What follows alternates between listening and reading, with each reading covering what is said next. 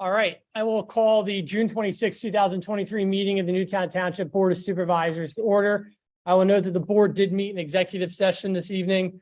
We discussed a personnel matter related to medical benefits. We discussed two litigation matters, one with an alleged impact to property in Florida Park, and another one with regards to status of litigation on Ridgefield Road with regards to property maintenance violations. With that being said, I will ask Mr. Neese to please call, do the roll call. Mr. Altieri. Here. Ms. Roberts Lightcap. Here. Mr. Partridge. Here. Mr. Russo is not on yet. Ms. Chanlis. Here. Your solicitor, engineer, and manager are here. Thank you very much, Mr. Neese. We'll now move down to section 4, which is the moment of silence.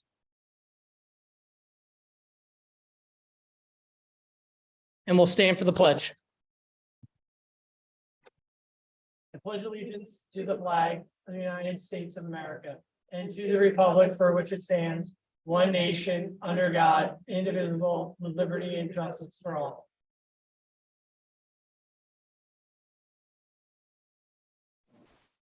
Move down to section 5, agenda. Can I get a motion to approve the agenda as presented? Second. Motion was made by Supervisor Chandler, seconded by Supervisor Roberts Lightcap. Is there any board discussion? All those in favor signify by saying aye. Aye. Aye. Opposed? Motion carries unanimously. And I think for the record, we should note that Mr. Russo or Supervisor Russo is now online. We'll move down to section 6, public comment for agenda items only. If there's any individuals who wish to provide any public comment for an agenda item, please go to the podium, state your name and address for the record. Anyone? Let the record reflect that there is no public comment at this time. We'll now move down to section 7, minutes. Can I get a motion to approve the minutes from the June 12, 2023 meeting? Second. Motion was made by Supervisor Partridge, seconded by Supervisor Roberts Lightcap. Is there any board discussion? All those in favor signify by saying aye. Aye. Aye. All those opposed? Motion carries unanimously. Section 8, resolutions of recognition. We're going to postpone 8.1 because Mr. Savitski is unable to make it this evening. We'll now move down to 8.2. To consider resolution 2023-22, recognizing the Marple Newtown High School boys varsity lacrosse team for winning the PA state championship for the first time in the school's history. We'll turn it over to Supervisor Roberts Lightcap. Mr. Chairman, I'd like to make a motion to approve resolution number 2023-22, recognizing Marple Newtown High School 2022-23 boys varsity lacrosse team for winning the Pennsylvania State Championship.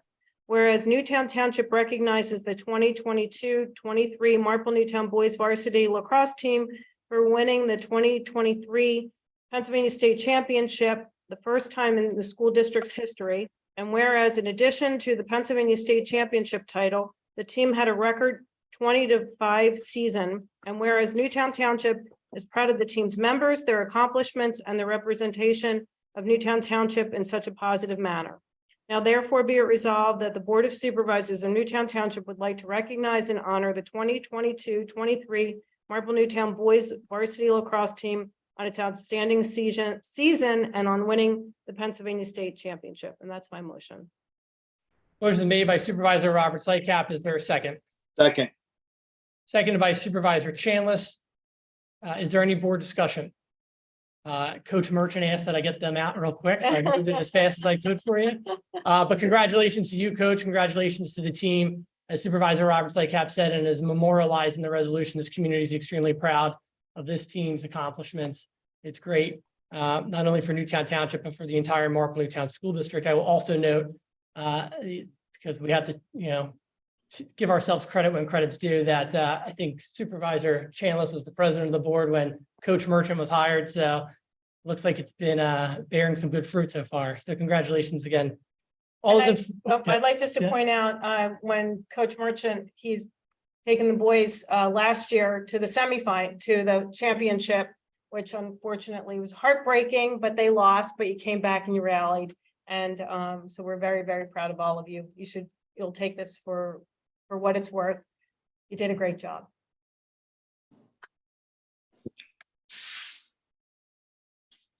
So let's just vote real quick. All those in favor? Aye. All those opposed? Aye. It carries unanimously, and you guys can come up and we'll take this picture.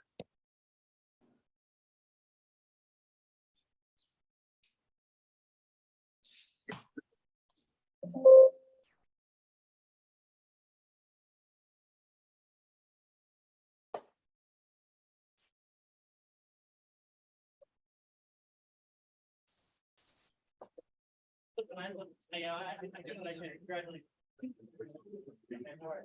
Hey guys.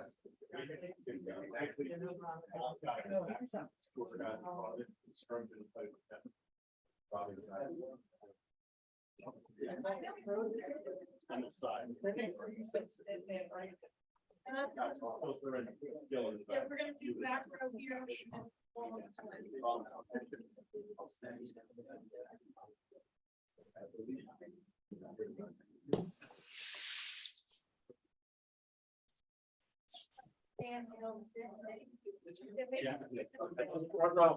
How about stand mill sit, so we can make it a little more narrow?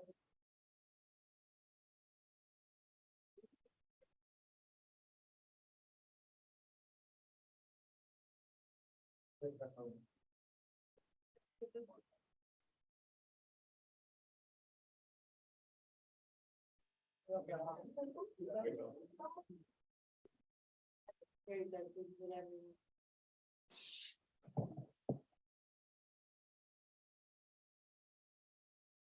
Your couple here, right? We've got one. Two, ready? So. Okay.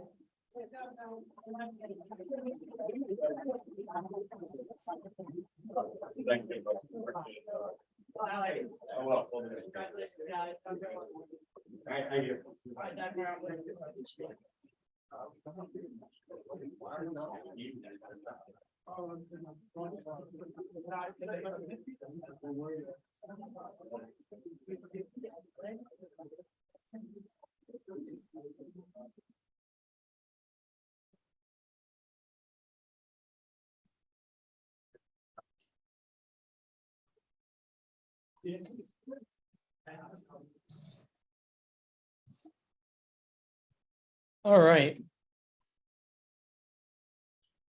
Now we'll move down to section 9 reports.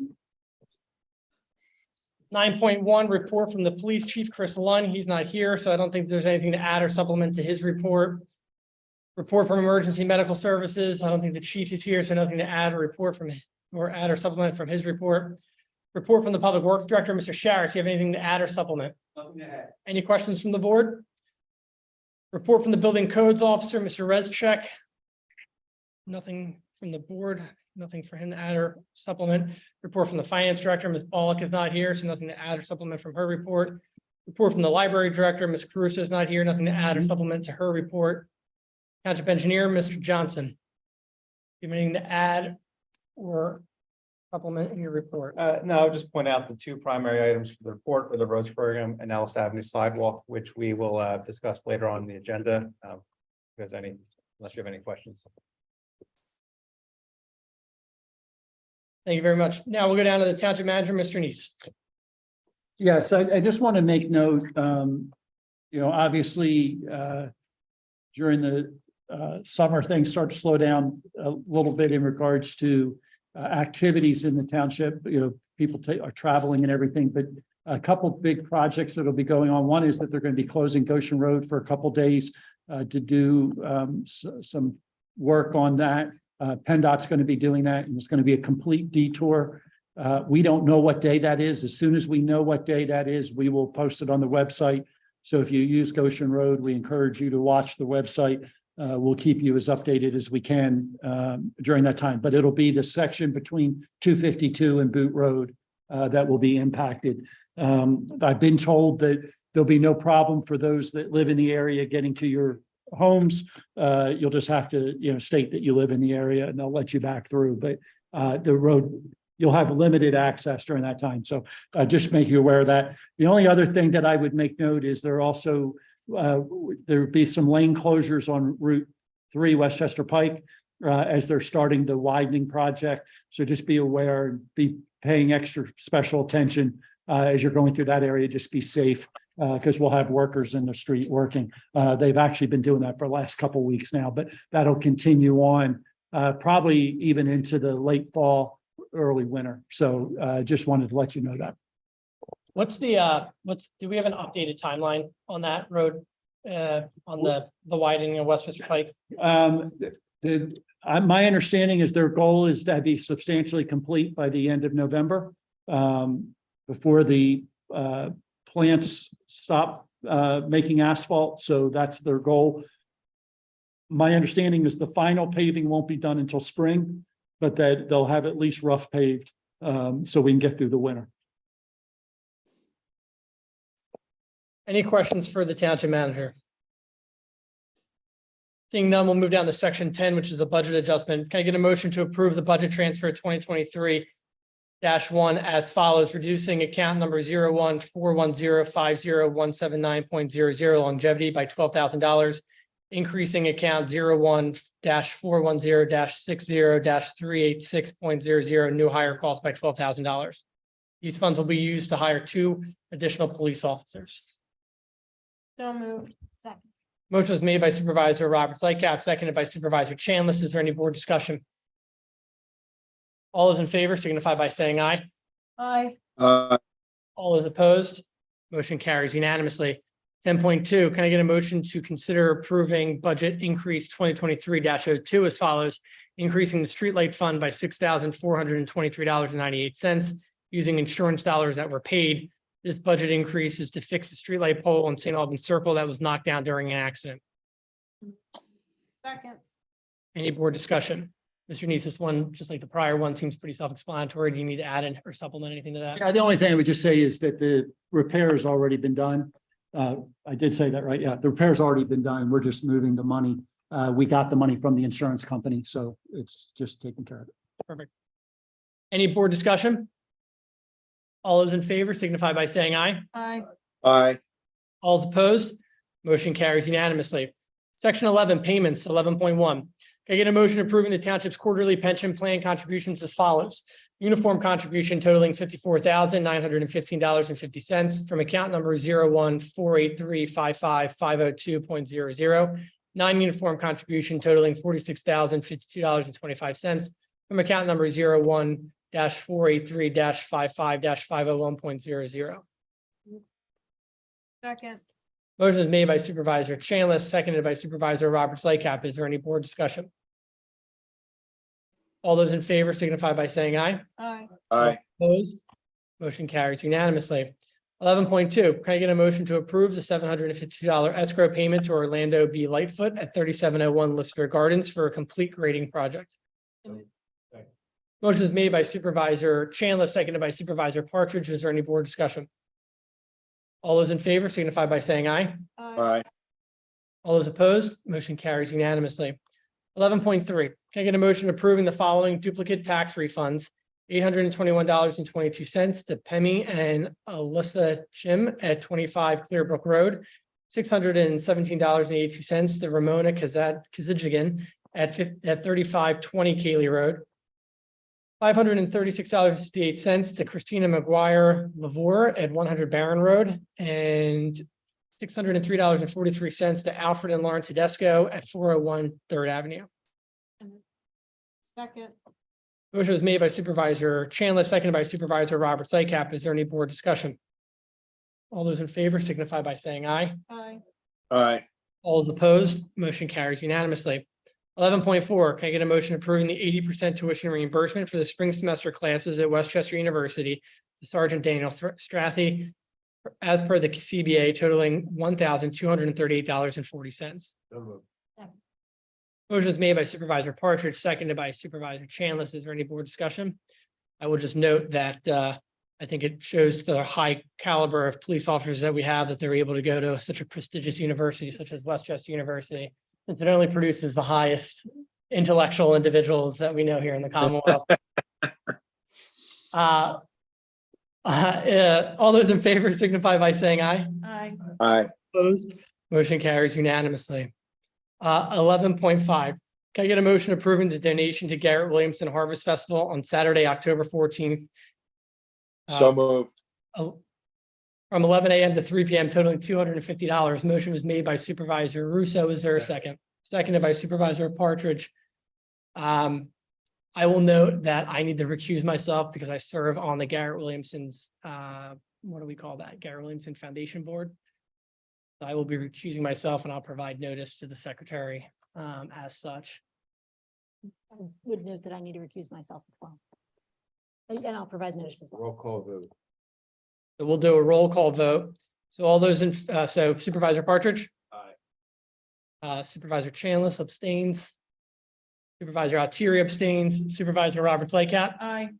Supervisor Russo. Aye. Motion carries 3-0 with 2 abstentions.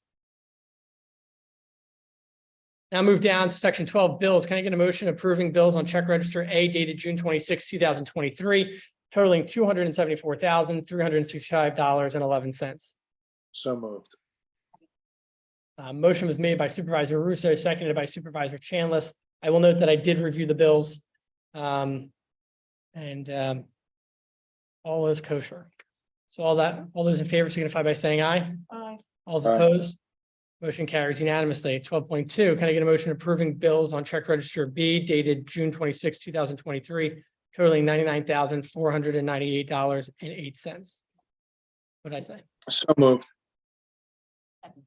Motion was made by Supervisor Russo, seconded by Supervisor Chanlis. Is there any board discussion? All those in favor signify by saying aye. Aye. Aye. All those opposed, motion carries unanimously. We're going to come back to the public hearing. We're going to get this new business out, and then we'll do all the hearings together.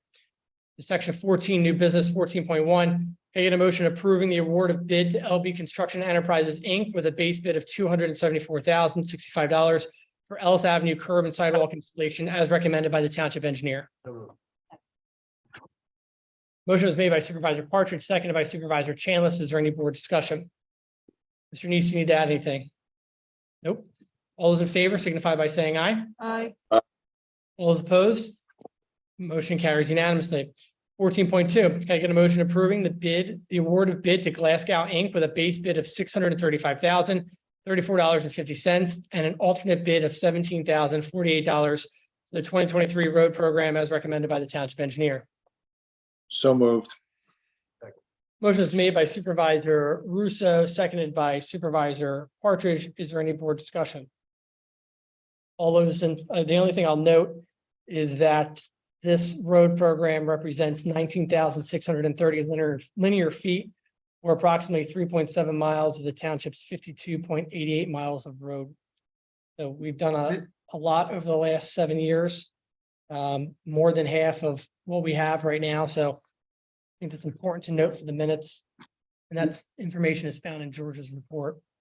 Mr. Chairman, I would Mr. like to, that the 17,048 should be contingent on the municipal authority's approval, because that is their, I think you need to approve it because you're the ones awarding the contract, but it's also that $17,048 would be contingent upon their approval tomorrow night at their meeting.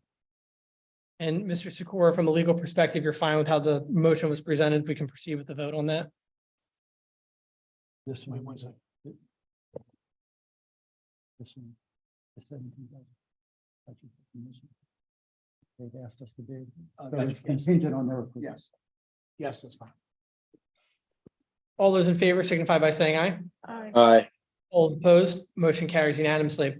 14.3, can I get a motion approving the matching fund commitment in the amount of $37,500 for the DCED Greenways Trails and Recreation Program grant associated with the installation of sidewalks on Bishop Hollow Road, a portion of Campus Boulevard Trail project? Second. Motion was made by Supervisor Partridge, seconded by Supervisor Roberts Lycap. Mr. Neese, I do want you to kind of expand on this. Yeah, so we went out for a grant. I believe you approved a letter, I think actually when I was gone on vacation back in May for this grant. The grantor came back and said, you went out for a grant or total project of close to 3 million. This grant's only for 250,000. Is the township guaranteeing the rest of the 3 million? I said, no, we're not guaranteeing the rest of 3 million. We're guaranteeing the match part for this and the smaller portion of the project. That's why we're having to go back and be very specific of what we're doing. So we'll be very specific, but we're applying for the second grant. We will use this grant to help match that grant. But that's, they weren't going to let us do it the other way around because we hadn't actually applied for the second grant yet. And so that's what this is about. And it's going where? And yeah, oh, I'm sorry. You want to know where it's That's what I going? wanted to- that's You what- really don't care about You the gave money. good You care background, about but where it that's goes, fine. right? Yeah, this is to extend, when we have, if you go up Bishop Hollow Road here, if you leave the township and you walk up the sidewalk, you get about 2/3 of the way through, what's the Nell, baseball fields, and the sidewalk stops, right? So this would take the sidewalk all the way down to, Campus Boulevard. And so you could literally be able to walk anywhere from, this, Stony Brook area, come back over and walk over here to the ball fields. Once we get the Ellis Avenue done, you could actually walk all the way over to the town center or down into the center of town, all the way, I guess, all the way out of town, if you wanted to going eastbound. So that's the piece. And you kind of touched on it. I feel like we kind of beat it to a pulp. Everybody knows already about the Ellis Avenue, but that obviously that 650,000 multimodal grant that we secured from our former state representative, Chris Quinn, was able to get that piece to go down Ellis Avenue. And now ideally with that second part that we're trying to do, we'll be able to connect so many different neighborhoods now. Yes. To really be able to get the walkability, which has been a priority of this board, which I think is great. And obviously something that was identified in the strategic plan as well. So we're making headway, making it a more walkable community, which is great. With that, all those in favor signify by saying aye. Aye. All those opposed, motion carries unanimously. 14.4, can I get a motion to approve, a motion to consider waiving the township-related permit application costs of $300, as well as all engineering costs, $2,000 escrow, if so waived by the engineer, that are associated with the soil erosion and stormwater permit for Newtown Edgemont Little League. So moved. Motion was- Second. Motion was made by Supervisor Partridge, seconded by Supervisor Chanlis. Is there any board discussion? Mr. Neese, you just want to flush this out? Yeah, just real quick, they've actually pretty much got the project well underway. They're reworking the driveway on what would be I guess, the west side of the property where you come out, and they needed to have a soil and erosion permit. What they've asked for is a waiver of the fees. The township in the past has been willing to waive the township's fees, but we really can't waive third-party fees without having a third party do so. So this gives a third party, if they wish to waive them, that, or, if they want to do them for a lesser amount, they can do it for a lesser amount, but that's what that would be. When will the third party make their decision? Well, I personally have to run them up the flagpole a little bit, but we're also waiting for the application to come in from the Little League. In the event that the third party doesn't decide to waive their fees, can we just make sure that it's known that it's the third party not waiving the fees and not the township? Sure. There you go. Also the note, we own the property. Any other board discussion? All those in favor signify by saying aye. Aye. All those opposed, motion carries unanimously. 14.5, can we get a motion to consider waiving the township-related application costs, $25 associated with the temporary event permit, for the Newtown Edgemont Little League? And Mr. Neese, this is related to them holding the state championship or the. This is playoff for the games? state championship. Because of the number of people that were attending, we asked for an event permit. We offered to, they've asked for us to waive that fee. There will be police services provided for the 4 days, and my understanding is they're prepared to pay that will be paid for by the state championship, whatever group. But this would just waive the fee for the application. Perfect. Any board comments? All those in favor signify by saying aye. Aye. All those opposed? Motion carries unanimously. All right, we'll now move back up to where are we? 13. 13.1, we will do the public hearing. We're gonna actually take all of them together. We're gonna do well, Mr. Gade, when you do your presentation, be prepared to just do your conditional use application or your conditional use presentation along with your subdivision and land development. So you can come on up to the podium. We're gonna start doing this now. So for the public knows, so there's two items, and Mr. Gate, I'm sure you're gonna flesh into this a little bit more. We have a conditional use hearing tonight, which the reporter, I'm guessing we're on the record now and going. And then at the same time, when we do the approval, we also have land development approval. Let me first ask before we get into everything, is there anyone here who wishes to be a party protestant? To be a party protestant, you have to live within a certain footage of the affected property. If you choose to be a party, I'll go into those rights that you have, but no need for me to go through it if no one here chooses to be a party protestant. All right, if the record can reflect that there is no party protestants or no one chooses to be a party protestant at this time, I would also like to just turn it over to our solicitor, Mr. Sikora, if you could tee it up for not only the board, but also for the members of the public that are here, as well as the members of the public that might be watching this live. Sure. So this is up on Wayland Road. There's this 40 some odd acres of land. This application has been before this board in various forms over the last 2 years. It originally came in as a subdivision and land development application for approximately 27 lots. It did receive approval.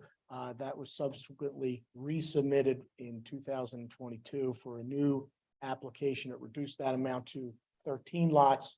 There were some requirements by the township regarding completing some loops of public water that had some costs associated with it, which our fire marshal felt was very important for safety. I think based on some of those requirements, this was resubmitted again as an 18 lot subdivision and land development application, following some reviews by our professionals. The applicant voluntarily reduced that down to 17 lots to protect some wetlands. So what we're here today is for the 17 lot subdivision at that same location that you've seen a couple times over the last couple of years. And an overlay to that is because there is some stormwater pipes that go through steep and very steep slopes. They require conditional use approval under our steep slope portion of our code, section 134-7. So there's a hearing associated with that. So the tail wagging the dog, and that it's probably the most small piece of this, but that has to be done on the record, and there's a separate finding. So conditional use approval for the stormwater pipes in steep and very steep slopes, and then the subdivision and land development application will be heard at the same time because it all overlaps, and you're going to consider all those same factors for both. And so you'll make two separate votes at the end. One, whether you grant or deny the conditional use application, and then B, subdivision land development application.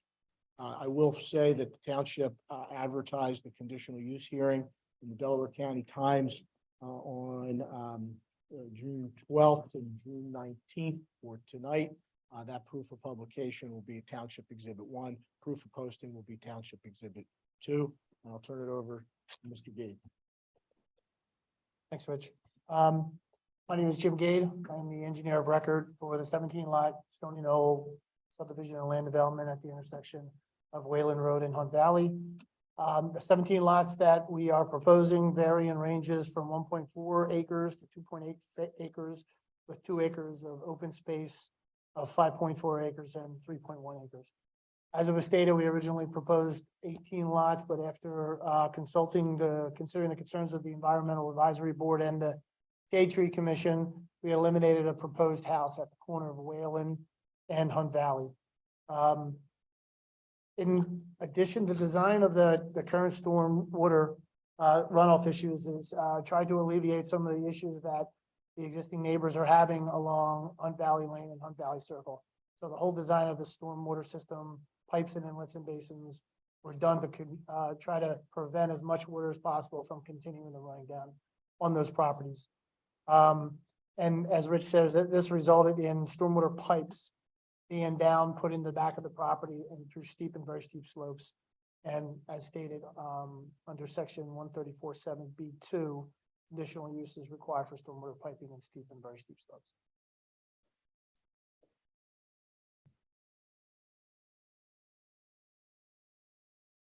This is your opportunity to go ahead and present the application. The application. And the testimony Yep. in support of it. I do know that Mr. Nolan wants to make a statement while we're talking about the subdivision, if that's okay. Who'd you say? I'm sorry. Mr. Nolan, the applicant. Perfect. Yep. He's just making a statement. He's not testifying or anything. That's correct. He's just making. Okay.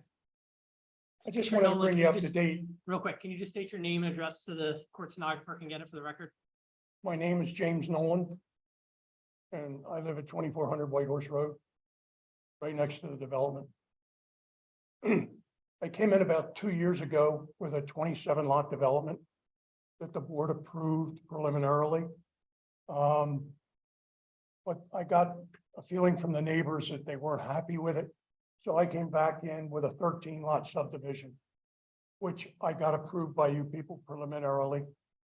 But the township fire marshal wanted me to put a half a mile water line all the way down White Horse Road to connect to the existing 8-inch water line.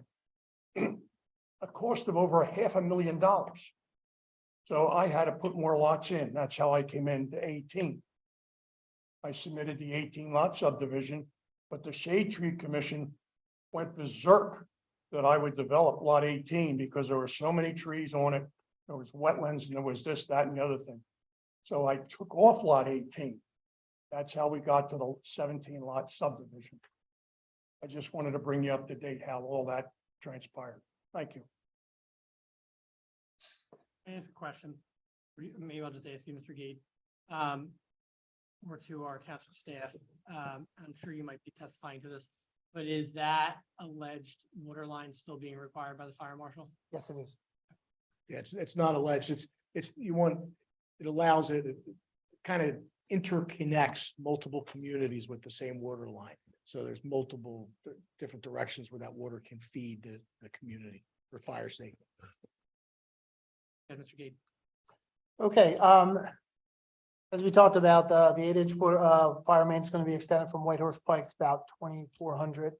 In the subdivision, there is a 65-foot wide right-of-way road with a 32-foot wide cartway. The 32-foot wide cartway was installed to allow public parking on both sides and to still provide access for the fire truck emergency vehicles that was requested by the fire marshal. As part of this plan, there's also a subdivision, reverse subdivision. We're taking 3.89 acres from the parcel and we're subdividing or adding it to the adjacent parcel, Mr. Nolan's property. There are 4 waivers that are requested that are listed on there. They're all minor standard waivers. One particular is the maximum length of a cul-de-sac is 700. We're proposing 1,625.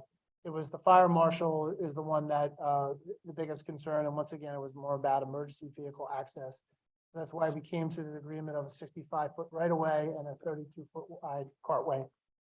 We're proposing sidewalks on one side of the road and no curbs. The reason why no curbs is because the road is designed to have roadside swales to allow the stormwater to run in grass line swales before it goes into the storm sewer system. A better way of reducing stormwater and a better way of reducing the pollutions in the storm as it goes to the basins. There are 3 stormwater basins and they've basically been in the same location since the 27 lot subdivision. And the 2 basins in the back, if you could go to a couple sheets down, please.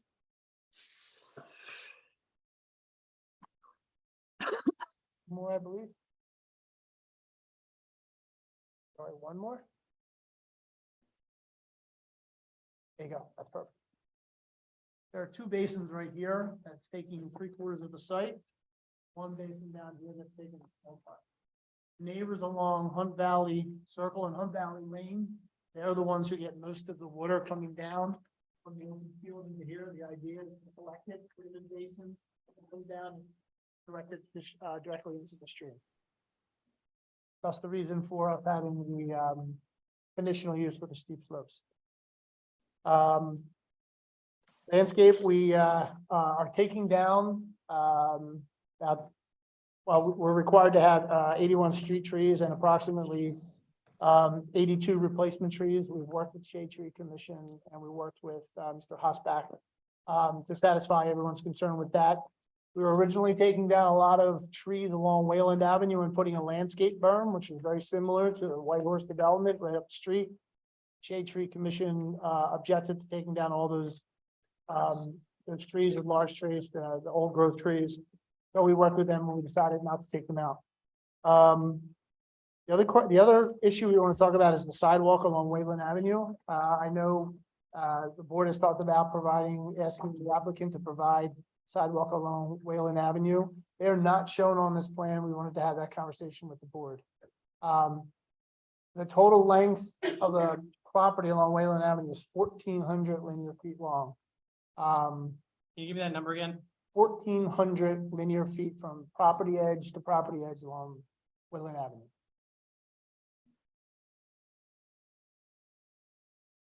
All right, so when we started discussions with the Shade Tree Commission about trying to leave that area pristine and leaving the old growth there, we also talked about how a sidewalk would actually cut into some of the trees there. The other problem we have with there's approximately 9 to 10 utility poles that are no more than 3 feet off the edge of the road, the curve of the road. If we were trying to put sidewalk in there, we'd have to either relocate the utility poles, or we'd have to weave the sidewalk into the trees, which the Shade Tree Commission was asking us not to take out. So we asked the board to consider that when we discussed the sidewalk along. How many trees, okay, can I ask a question? Can everybody ask now? How many trees would potentially be impacted if a sidewalk was put in on Wayland Road? There's a total of 95 in there, so my guess is you're probably looking at about maybe 20 to 30 trees that would be impacted if we put the sidewalk along. Okay. And how many utility poles? There's 9 to 10. There's one up at the top of the property. I don't believe quite makes it, but and they're about 2 feet away. So we couldn't fit a 4-foot sidewalk in there without either relocating it or going around the utility poles.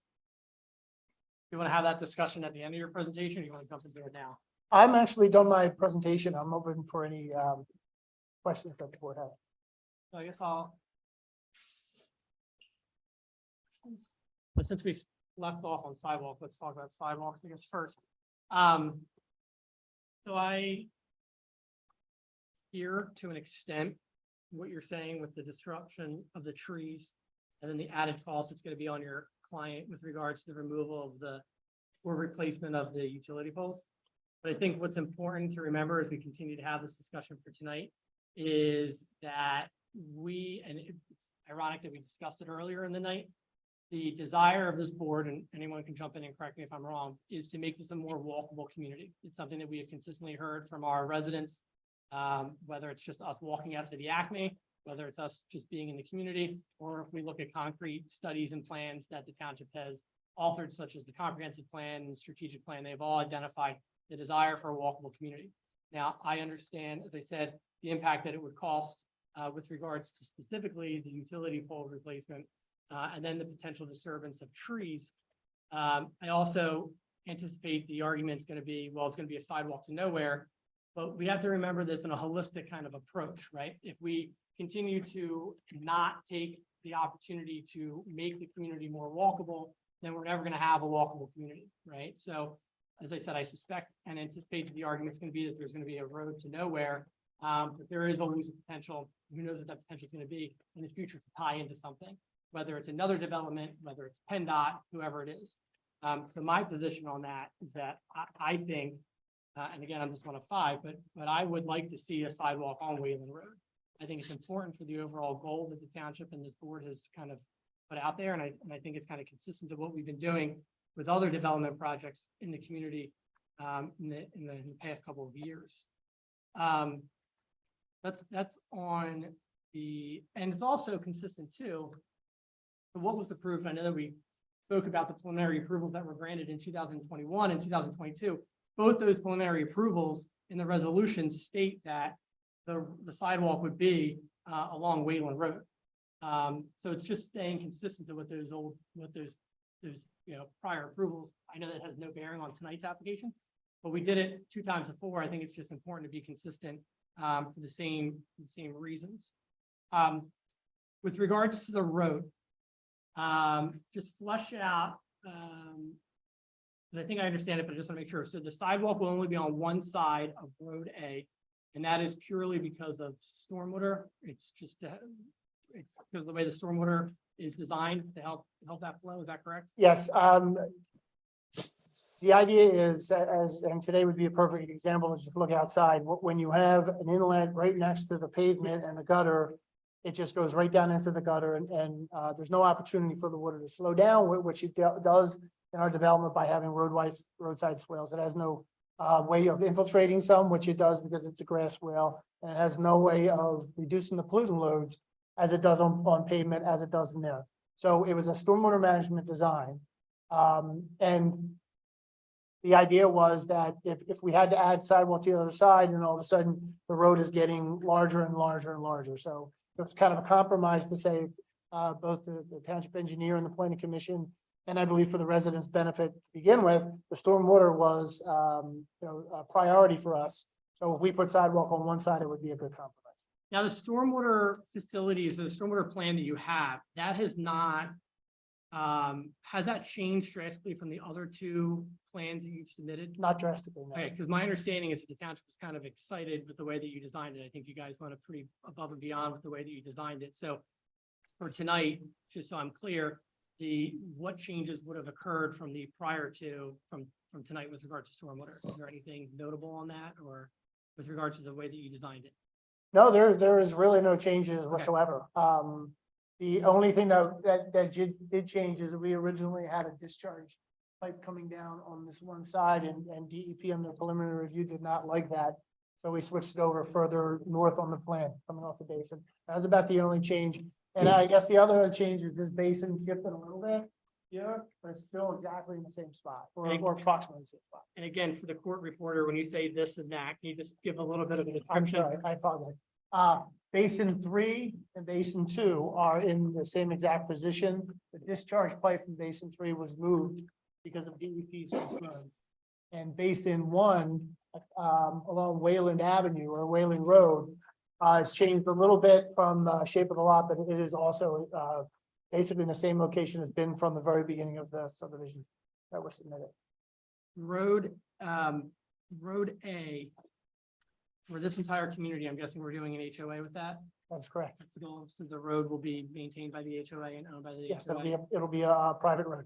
Perfect.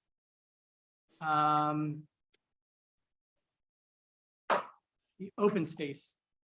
I know that there's two lots that are identified here, open space number 1 for 5.410 acres, and then open space 2, which would have been the previous lot 18 for 3.142 acres. Will they be the HOA? That I believe is what we're doing. It hasn't been flushed out yet, but that is the case, and it will be owned and managed by the HOA. Okay.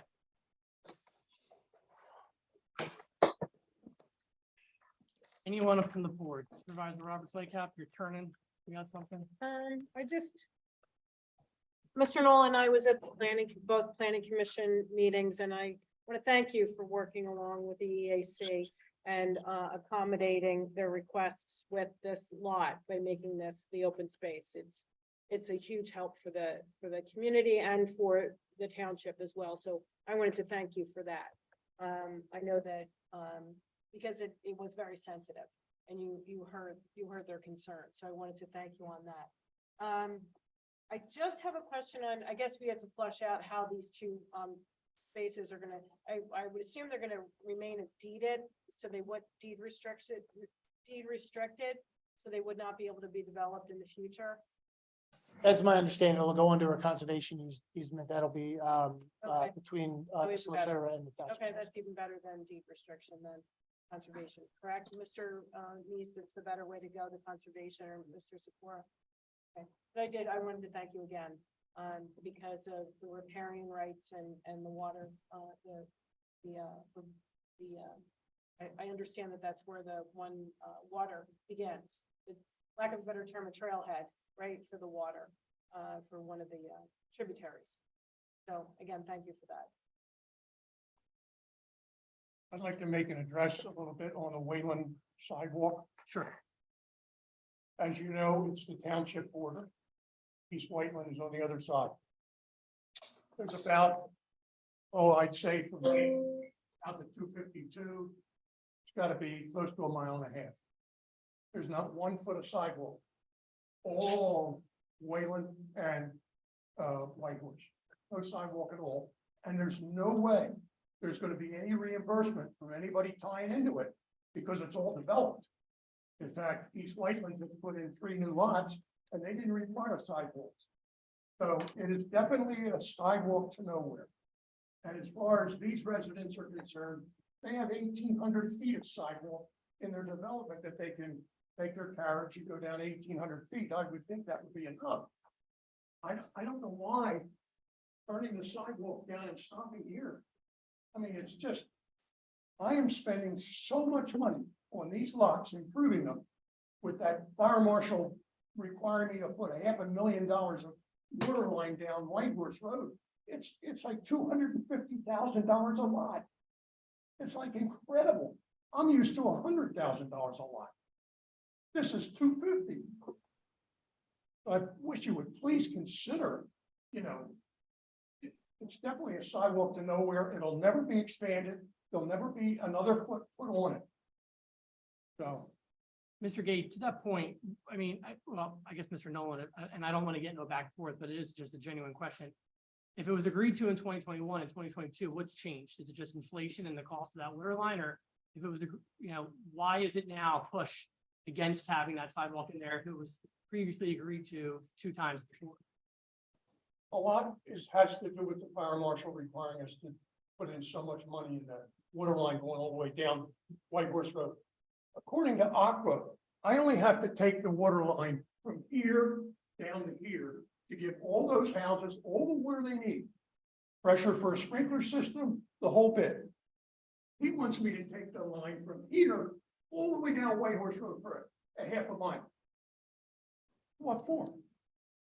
I haven't gotten that answer, but I'll guess that it's probably for Melmark to get them better fire pressure or something.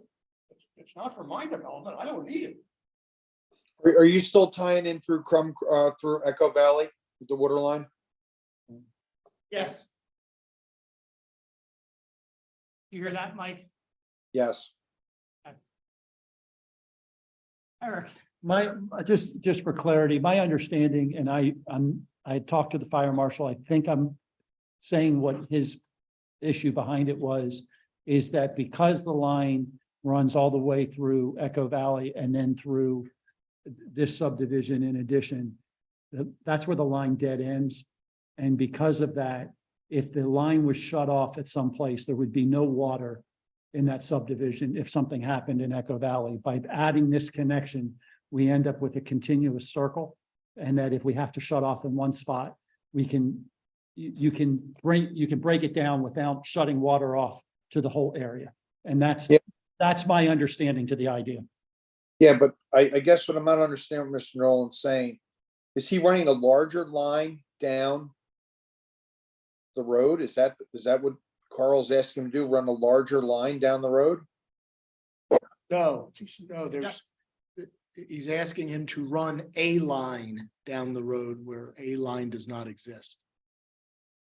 If I may explain a little bit better, the water line that is in Echo Valley, we're going to connect that, bring that through our subdivision, and then take it another 2,400 feet up north on White Horse Road to connect it, as I believe the idea was he wanted to get a continuous loop there. We talked to Aqua about this. Aqua did not require this. But obviously the township has to say in the matter, and that's where the fire marshal came up and said he prefers to have this for fire protection and other issues, but it is going from Echo Valley through our subdivision and then another 2,400 feet up to connect to the existing water line in White Horse Road. And I could just as easily take it down here and connect it right here where the water main is. I don't have to go a half a mile down White Horse Road. Were you pointing towards Hunt Valley Circle? At Hunt Valley Lane. And the intersection of Wayland and Hunt Valley Lane. So you can go that way and get a loop? It was not preferred by the fire marshal. Well, where's that line come from? That one comes off Echo Valley. I believe it comes right off of the Echo Valley line. Oh, so you would just go back into Echo Valley with a U? Yes. That was the fire marshal's point, is that it all comes from Echo Valley as opposed to having it also from Route 252. As I say, that going down White Horse Road is gonna cost $500,000. And I'm trying to spread it into 17 lots. Where are you getting the store from? Same place, Echo Valley? Yes, And what about the gas? right there. There's a gas line in Wayland Avenue that will just connect right off. Bring it into the subdivision. That runs right parallel with the property.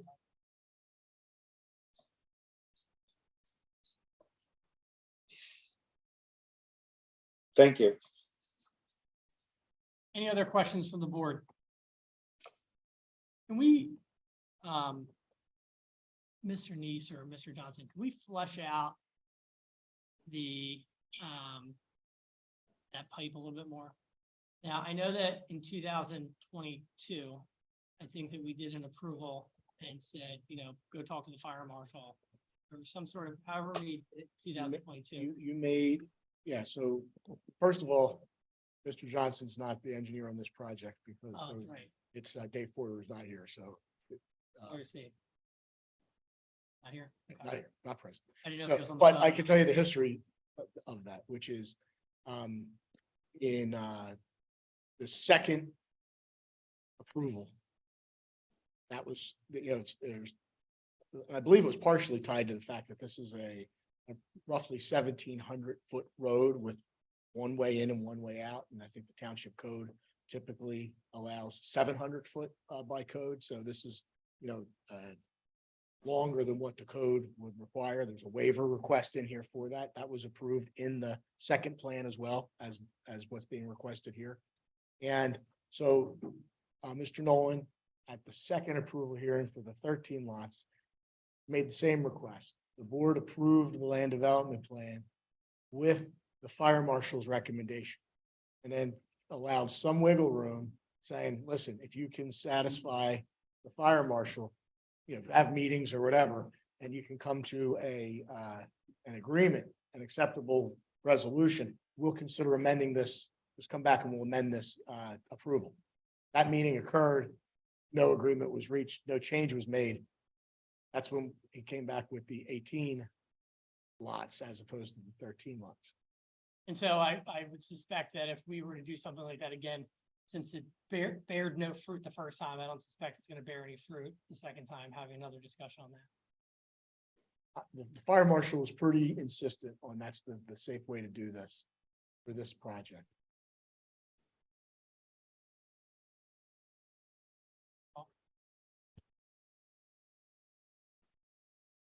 Fire marshal's not.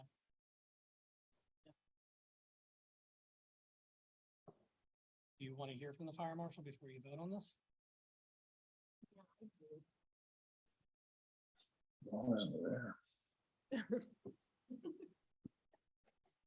Here, talk to us. I would love to hear from the fire marshal. But, I'm not an expert in that field, so I don't know, but if there was some way to come to an agreement that would get it down to 13 houses, that would be the only reason that I would want to hear from the fire marshal, if there was a way to work that out to get back to that original. I know. I understand. I would at least want to understand what the theory behind it is. I just don't understand, but that's just me. It was purely a function of sufficient water from both directions. If the Echo Valley line compromised in any way, there's still water from the other way. The loop. It's interconnected water between the communities.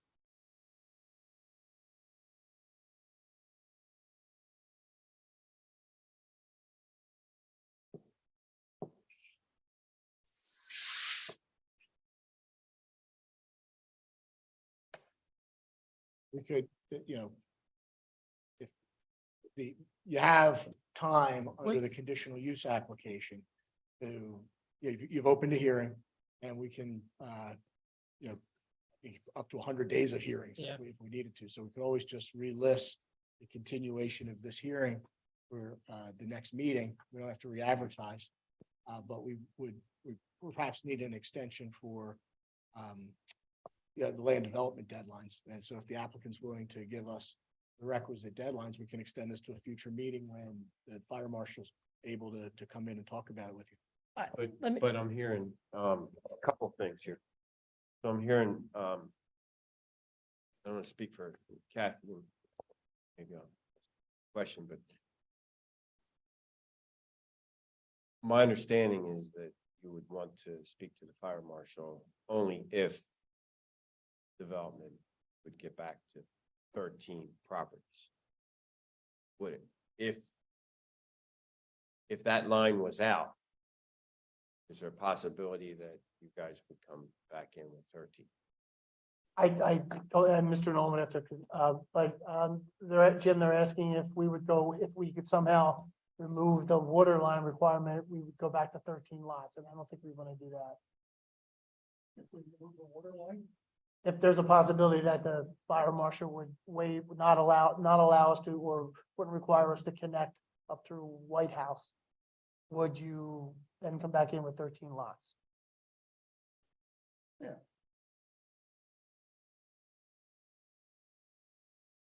Okay, so that would be relevant for you, but I don't know if it's relevant for the other 4. And then the other thing, I guess, just kind of framing it for the board.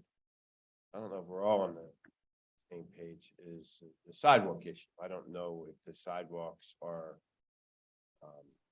something that all 5 board members would be in favor of. So I think in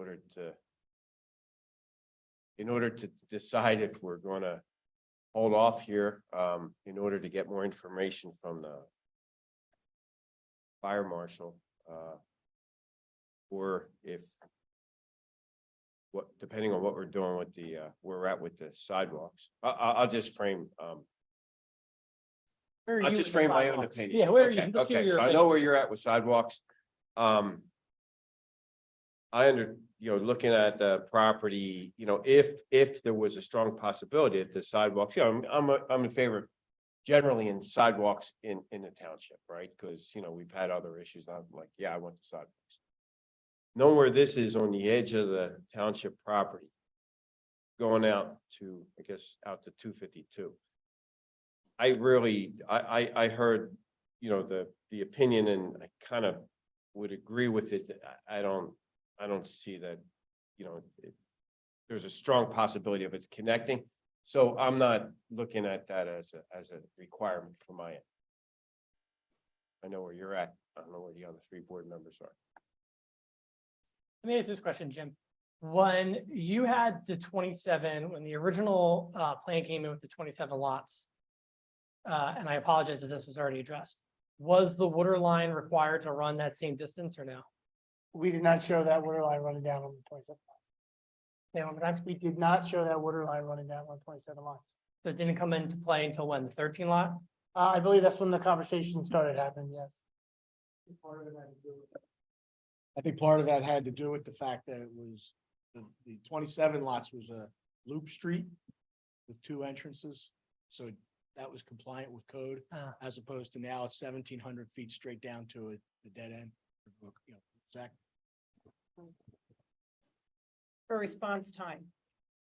Is that what that was? I believe that's the fire marshal Pressure. tied. Okay. Fire so- marshal tied it into, I don't know if That's it was what you- response time, but right. he tied it into. I just meant that it's a Emergency further, services yeah, provision, it's a yes. longer run as opposed to, so the water pressure would have a difference, I guess. Maybe that's It's a what longer run that and, calculation is. Also maybe perhaps response times, if the road was blocked or, I guess there could be, I don't know exactly his reason. Okay. But he felt strong enough about it that after 13 lots was approved with the requirement of this loop being created with the water line. And then with the flexibility built in to have subsequent meetings, that if he could be convinced it was okay to do it without, that you would modify that condition and no agreement could be reached, resulting in this application.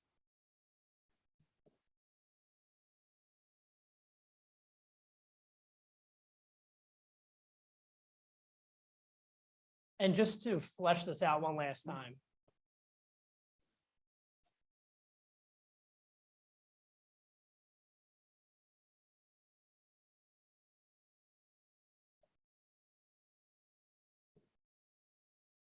I'm sorry. No, it's all right. I don't want to interrupt that.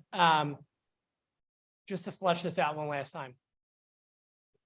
Seeing, depending on how this plays out tonight or in the next couple of minutes, if the fire marshal somehow reverses course and says you no longer need to run that line up there for whatever reasons, you're not going to oppose putting in the sidewalk. Is that what I'm hearing? The trade-off. What they're saying is if we. No, not what they are saying, what I'm just I'm asking. sorry, what, Chairman, Len is saying is that if they, don't require us to put in the water line, will you put in the sidewalk? We're the township. I'm appealing to you for common sense. Just common sense, that's all. That sidewalk goes nowhere. It'll never be added to.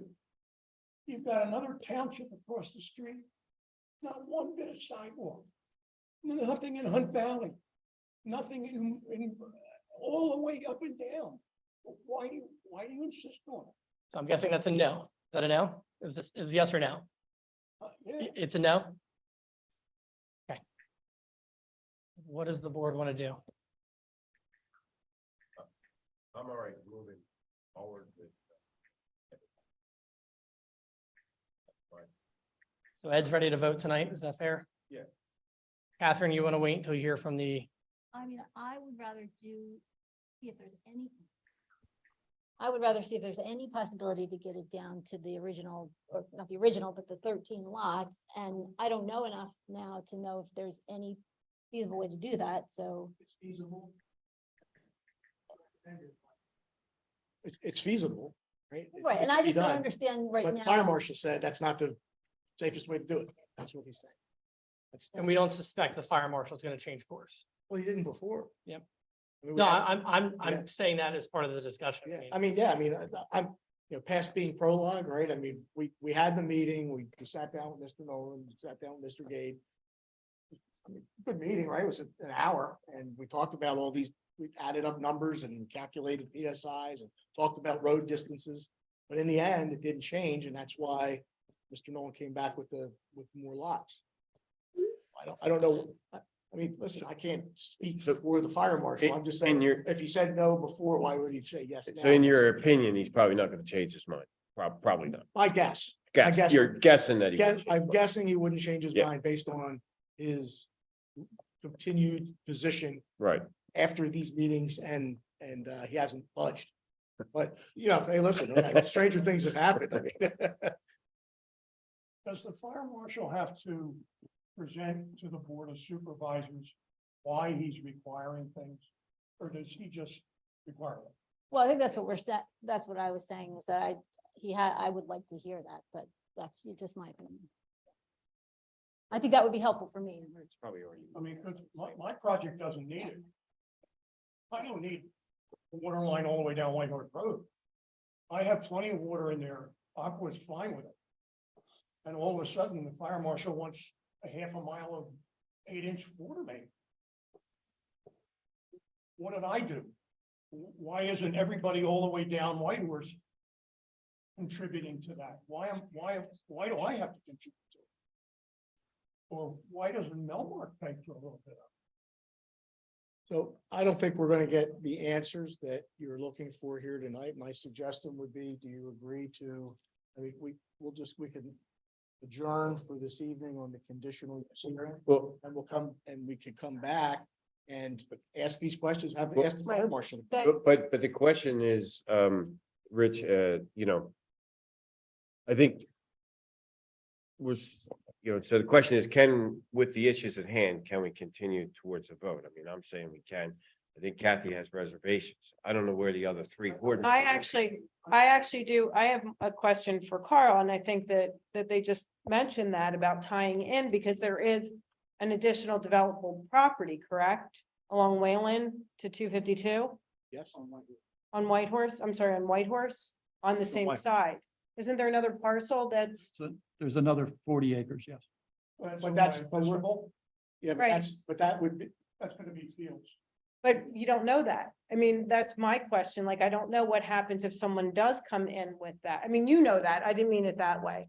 I just, my question to the fire marshal is, what happens if someone else ties into that? Do you get reimbursed? That's kind of my question as well. If You know, somebody ties into that line, I get reimbursed. is that what happens? I mean, I don't know if there's a time limit on that, but yes, I'm supposed to get reimbursed. But I can tell you, I live on White Horse. I've lived there 35 years. There's nothing gonna be developed on White Horse Road. Nothing. Well, Episcopal- I'm sure your neighbors probably thought the same thing about this, right? Yeah, And we're having a and- discussion about developing it. Right, So and that doesn't cut too well. I mean, you're saying Episcopal is gonna be fields, but isn't there gonna be a field house? Isn't there gonna be other things that is gonna be required for them to tie into that? I'm just trying to get information. I'm not trying to, I understand what you're saying. Actually, I'm trying to help you to try to figure out how to get this line situation. I'm trying to understand it the way Kathy. So are you saying, Tina, that you need to speak to the fire marshal before you can take this to a vote? Is that what you're saying? I think I'd feel more comfortable with that. If Episcopal was gonna develop, they would take the water line right opposite them, which is where I have to go. It's right opposite them. They can just tie right into it. That property that you're talking about, where is that property that they're gonna be putting fields? Episcopals? Yeah. Your best bet is to try. There it is. Here, Jim? No, that's your property. Yeah, that's it right there. That's his property. It's No, the this is- property. no, So let's The just one go with- From across. a, Go so right- they've already discussed about putting fields in there? Did they discuss putting the fields in the Episcopal already? They mentioned that. They're in no hurry. They've got a lot going on. But eventually one day it could potentially be fields or something else related to Episcopal. Yeah, I don't think they're gonna do it. I mean, But there's a potential that Episcopal develops that. And the residents who live in here might want to go see their kids play to be able to walk up Wayland Road to go see those fields. Get the point I'm getting at? Is that every piece of developable land is going to be a puzzle and it connects. So I understand your frustration. You think it's going to be a sidewalk to nowhere, but we've just established two things in this discussion already. One, where people might think something's not going to be developed, it's going to be discussed to be developed. And two, where we think it's going to be a sidewalk to nowhere, there's always going to be an opportunity for connectivity within the community. Again, I appreciate everything that has been discussed with regards to getting this where it is, but that's my big thing is, and I get it, Mr. Nolan, I would be just as frustrated as you are, but from my perspective, I have to look at, that sidewalk piece as well. And I think that we've established that there's a potential that one day we're going to have people walking up there. Episcopal wants to develop. All they have to do is take the water line across the street. Yeah. And extend it into their property. So Tina, you want to speak to, you would like to have the fire marshal in here, Supervisor Robert Sycamp, excuse me. I'd just like to get a better understanding about it. And to Leonard's point about the sidewalks, when the Presbyterian Church on the corner of 252 and Goshen Road put an addition on, we had them put a trail through their property so that it would connect those Tyson and Horton neighborhood would connect to the Goshen Road Trail. And they did that, and they're a church, and they put that in. It was at no, they put in that path for us. So it's consistent. We ask of this of everybody. And to Supervisor Altieri's point, we don't know what the future is going to bring on Wayland. And I understand. I'm sorry, White Horse. And my thought too is that you're going to connect this neighborhood, your new neighborhood, into Hunt Club.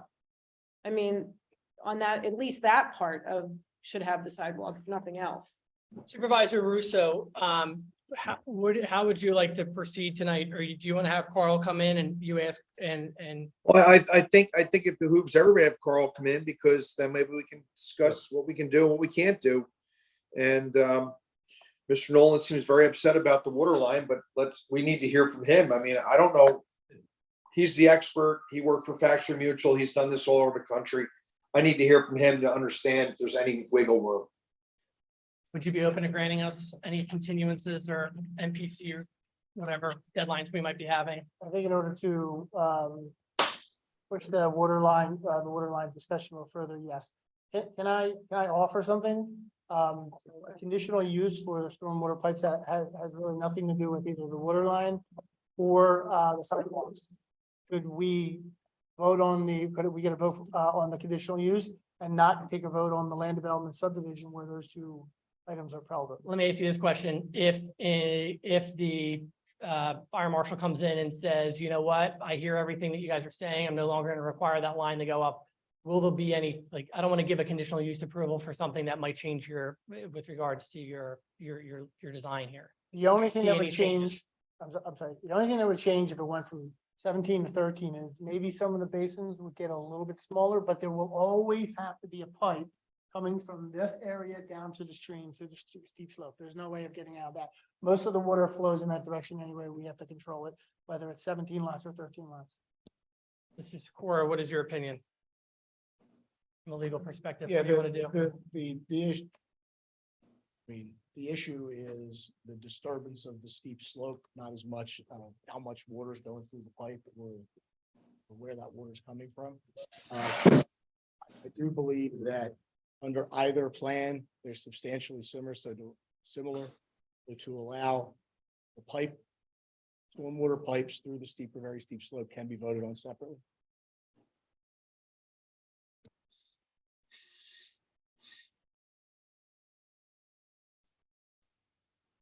All right. So with that being said, we'll take a vote on the 13.1 conditional use application to put stormwater pipes in steep and very steep slopes. Do we have a resolution for this, or are we just approving it? Mr. Sikora, do we have a resolution for this, or? Okay. Resolution, a written resolution be prepared for your signatures. All right, so we just need to take a regular vote. Just, Is there it's any, just, a vote to approve conditional use to allow the stormwater pipes to the steep and very steep slopes consistent with the plan presented. I'll move to approve that as stated by the solicitor. Second, motion was made by Supervisor Partridge, seconded by Supervisor Russo. Is there any board discussion? All those in favor signify by saying aye. Aye. All those opposed, motion carries. You have your conditional use approval for the stormwater pipes. Now, we need to do a continuance. Yep. We're not gonna have to have a court order come back because the hearing's going to be closed. Mhm. But while we're here on the record, might as well talk about when we're going to relist this for. We only meet once in July. And do you know, Stephen, what that date is? Like 12, 10? 10. So we don't know, sitting here, if our fire marshal and our engineer are going to be available to come in and have this discussion on July 10th, vacation season, right? My suggestion would be we shoot for July 10th. We don't have to re-advertise or anything because it's, like I said, the hearing's over. This is just the land development phase. So my suggestion would be, let's try to list it for the 10th, but we should make that extension go through our August meeting. What's our August meeting? 14th. So why don't we have that extension go through August 14th for a decision in case fire marshal or our engineer is not available. Okay, or you or anybody else who's critical to this. Okay, I will. so August 14th acceptable? Yes. Rich, it's not Eric, right? It's it's, David for. okay, the comment. so we'll make sure that, Yes, yes. Okay. Yeah. because he wasn't here tonight, so Exactly. So and we're gonna want him here. So for this discussion, no offense, Eric, but there was a. Forget what that, there was a conflict before, right? So. the Stan Tech, when Stan Tech was our So- township engineer, So because David Porter had done the first two plans, right? and many of these things were so substantially similar, such as the stormwater management plan and stuff like that. It just made sense to everyone. I think it's important Don't though take that the we horse make, fix. he was not here tonight. I think it's important that. he's gotta be here. He's Yeah. gotta be. I will remind him that he needs to be here. He was told he needed to be here tonight, but we'll remind him. And We'll before, call up Jamie and tell him that he can be here if Dave can't be. and before we I mean, go, this is a requirement. We're having a conversation about several important items that the applicant's upset about, and he's our engineer, should be giving us advice, and he's not here. It's not good. And before we get off the record, Mr. Secor, you gave us T1 and T2. We admitted them. Nobody had any objections to that. You didn't have any exhibits to add or anything for the hearing. All right, perfect. Finally, if sometime between now and the next meeting, if you get an opportunity, to drive down Whitewood Road and see where the water line ends, see where it has to go, and see where the sidewalk is. Look at all the properties as you drive down Whitewood Road. Please, thank you. Thank you, Mr. Nolan. Thank you. That hearing is concluded. Thank you very much. Appreciate it. Hope I didn't talk too fast for you. There you go. All right. Now we will jump down to 15 old business. There is no old business with regards to land development approval 16.1 and 16.2 as discussed earlier. We will continue them to our July and or August meeting, depending on scheduling. And now we'll move to 16.3. Consider approving the waiver of land development request from Lister HOA relative to the redesign and repurpose of the farmhouse interior. We have with us the esteemed counselor, Mr. Paul Winterhalter. Good evening. Good evening. I have a handout for each of you, so it'll be a little easier to see what we're talking about. I apologize for this group not being here.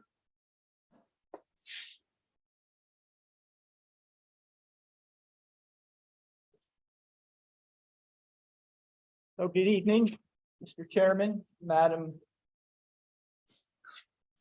Sub-Chairman, and members of the board. My name is Paul Winterhalter.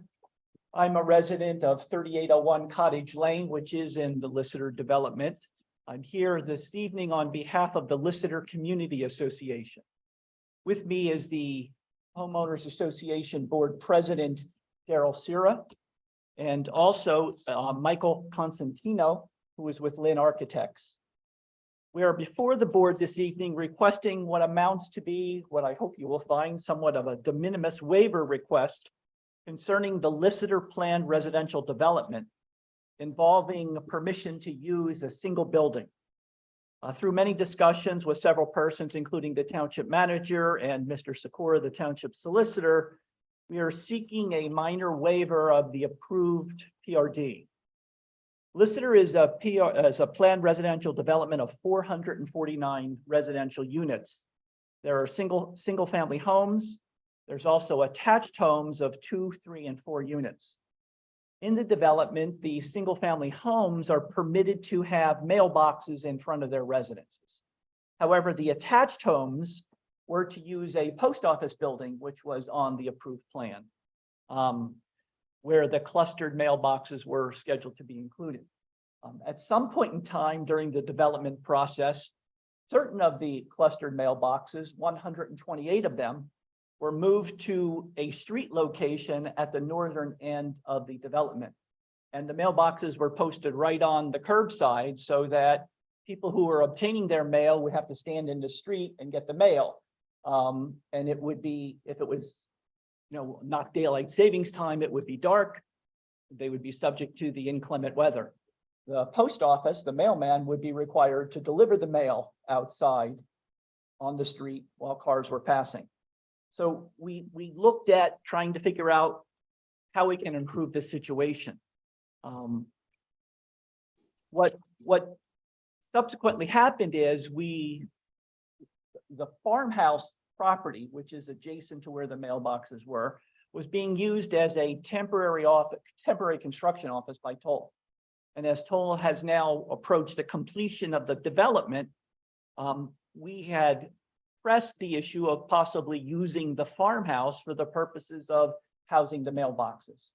So as a consequence, we have come up with a plan to make minor modifications to the building's exterior, just giving it a fresh look so that it can accommodate the mailboxes, and also there'll be a little bit of additional room for a small community room, and the second floor would be used as an ancillary office for our management company. You have management space in what is known as our clubhouse, but we can put surplus space on the second floor so that we're making use of this particular property. We essentially want to repurpose or readapt this property.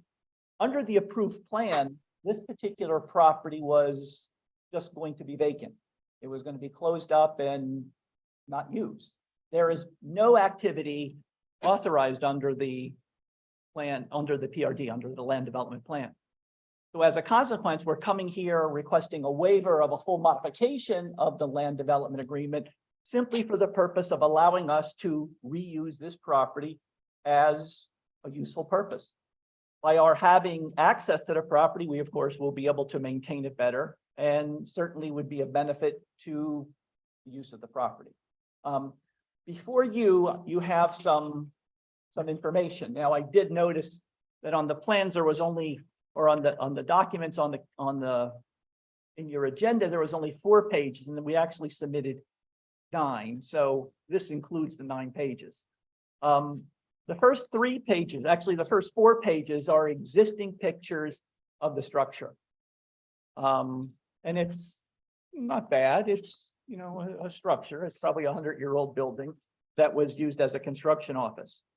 On the 5th page, we show just the minor modification to the structure, and you can see it on the blow up here also. You have it before you and also on the blow up.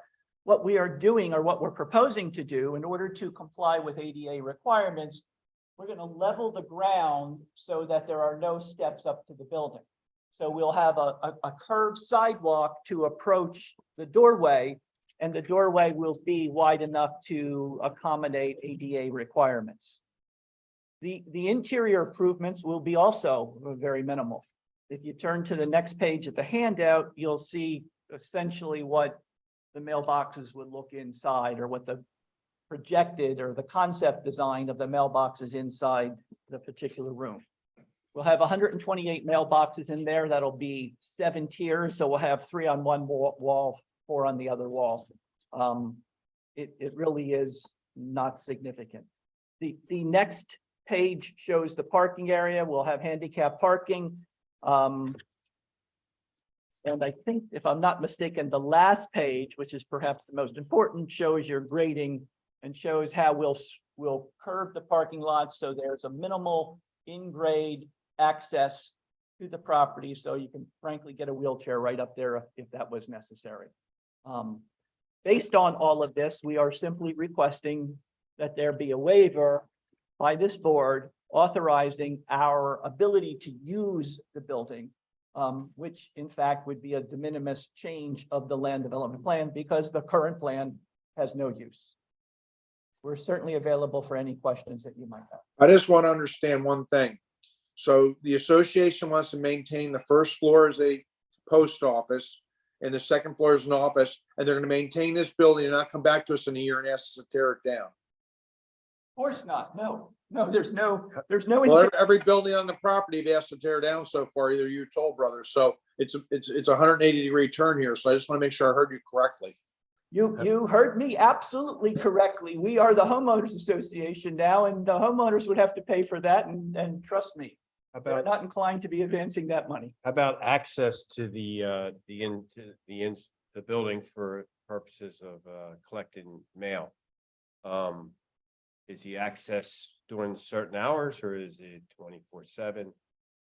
We would intend to have key fob access, so any resident would be able to go there whenever they desire, but you won't be able, if like someone who is not a member of the community or does not have mailbox there would have no purpose. We do plan, I mean, the present idea conceptually is to have, there's a middle room in there that we could have a very small gathering place, so we could have residents use that building if they like for playing cards or whatever. Yeah, so that would be my follow-up question. So access to the mailboxes is 24/7, keep up to get in. Yes. Other uses why a resident would need to enter the building might be that they're having a Social event. function, yeah, I mean, And is that would they need to register for that with the HOA? Is there some kind of do we know at a certain point that resident, whoever is scheduled a 3-4 hour event in and they're gonna have folks in there or is it just Yeah, the first style, come, first serve? well, the size of this particular middle room can't host an event. I mean, it's probably 12 by 12. It's not a large room. The homeowners association does have two other facilities. They have the barn facility and they have the clubhouse facility, which can host larger numbers. And we do have reservation systems through the management company. I don't think it's been fully developed how we would contemplate the use of that particular space or how much demand there would be. You know, I can envision having a table there, and if you need to lick your stamp or address your envelope, that there might be a table in there to do that. I don't see it as being much larger than that. I can ask the. Right, but I'm just trying to, establish, everyone has access all the time, for whatever the reason, whether it's a social event or the mail, that's all. Yes, yeah, everyone will have access all the time as far as the residents are concerned. Okay. And it really will be, all residents would have access. I mean, we're not gonna preclude just the 128 residents that will access that facility. And, All residents, yes. okay, and I guess the last question is for solicitor, regarding the whole request for waiver. Rich, I'm sure, you reviewed this. Do you have any, issues, concerns, with granting a waiver for this request? No, I mean, it's an existing building. The township wants it preserved. I mean, we actually. Yeah. This building, the township actually went through a process. Yes, we have gone before the Historic Commission. We've presented this proposal and we received unanimous support for it because we're repurposing a building. And actually, to Paul's point, even before that, we went through a process where there was some issues with some buildings falling into disrepair. Some buildings could be preserved or not preserved. And we sat down and went through a whole big agreement, and this is one of the ones to be preserved.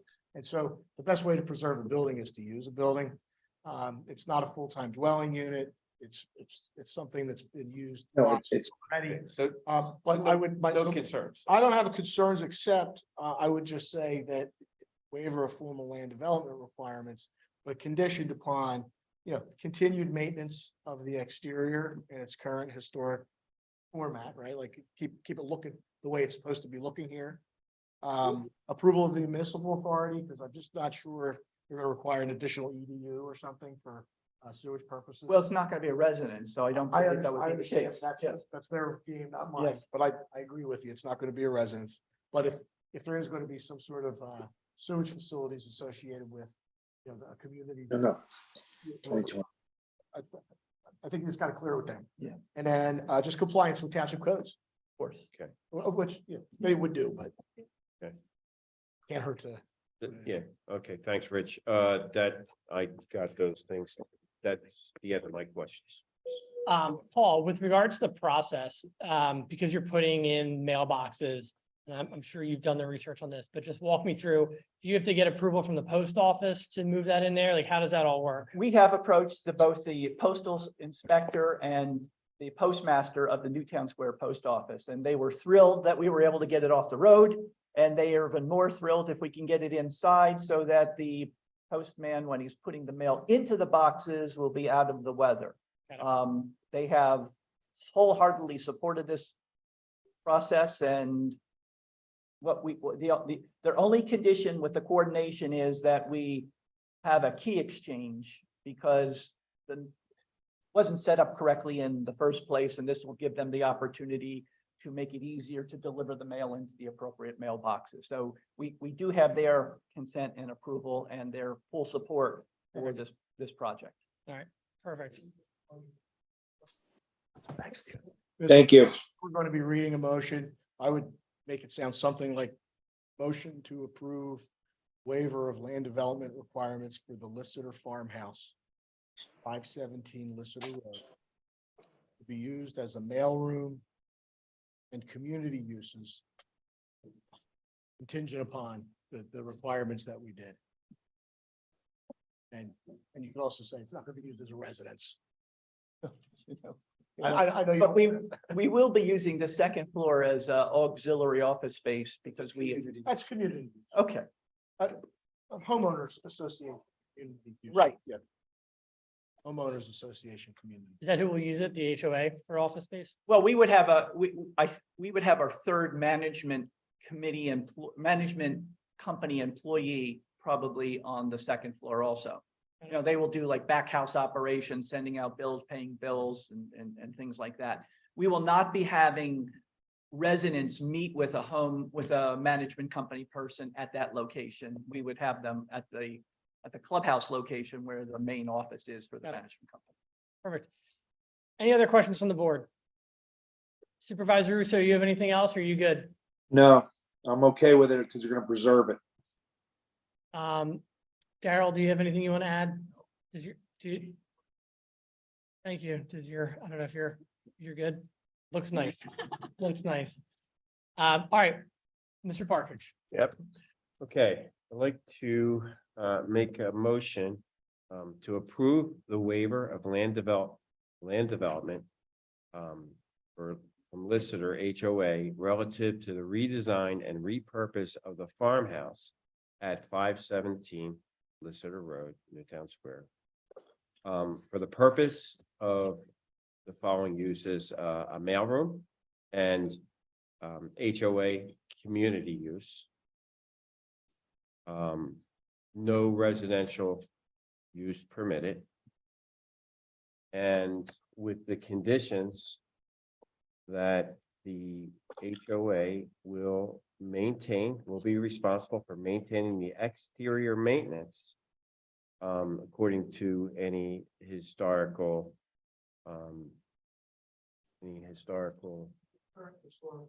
current historical format. Number two, municipal authority approval, second condition. And third condition, applicant is compliant with all Newtown Township codes. That's my motion. Get that? Second. Motion was made by Supervisor Partridge, seconded by Supervisor Chanlis. Is there any other board discussion? Don't, I just have a real quick question. Do we need to also include as one of the conditions, complying with whatever previous agreements we have with the HOA on that property, or does that cover all of them? I just don't know. You said there was a previous agreement hammered out and I don't know what the full terms are. Preserving the building, so.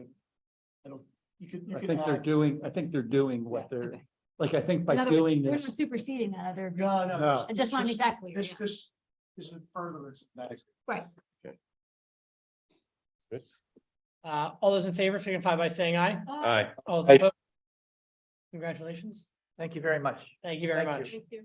We'll now move down to section 17, board comments. Any board member have any comment to provide? We'll move down to 18, public comment. Do any members of the public have anything to add?